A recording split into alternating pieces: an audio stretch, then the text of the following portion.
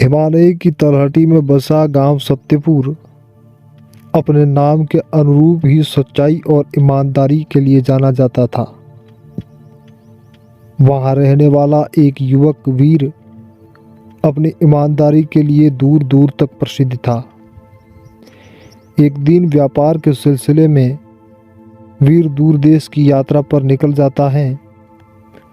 रास्ते में उसे एक घना जंगल पार करना पड़ा। जंगल के बीच में उसे एक सोने से भरा हुआ थैला मिला। उस थैले में इतना सोना था कि वीर को यकीन ही नहीं हुआ। वीर थोड़ा लालची हो गया। उसने सोचा, ये इतना सारा सोना मेरे लिए ही तो छोड़ा गया है, इसका क्या करूं। लेकिन तुरंत ही वीर को अपनी माँ की सीख याद आ गई। बेटा, ईमान ही सबसे बड़ा धन है। कभी भी किसी की चीज न हथियाना। वीर ने तुरंत गांव के मुखिया को वह थैला सौंप दिया।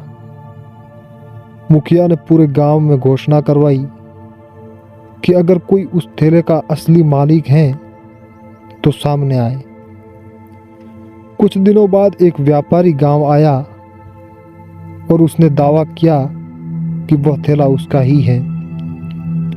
उसने थैले में रखे हुए निशानों के बारे में बताया जो सिर्फ उसी को ही मालूम थे। मुखिया ने जांच की और पाया कि व्यापारी सच कह रहा था।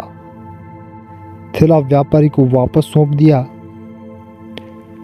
व्यापारी वीर की ईमानदारी से बहुत प्रभावित हुआ और उसने वीर को उपहार के रूप में थैले से कुछ सोने के सिक्के दिए। वीर ने खुशी से वो सिक्के स्वीकार कर लिए। गांव के सभी लोग वीर की ईमानदारी की जय जयकार करने लगे।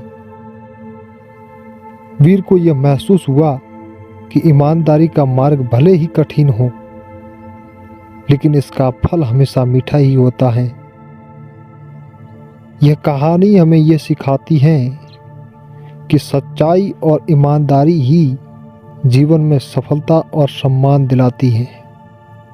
भले ही कभी कभी लालच हमें गलत रास्ते पर ले जाने की कोशिश करें,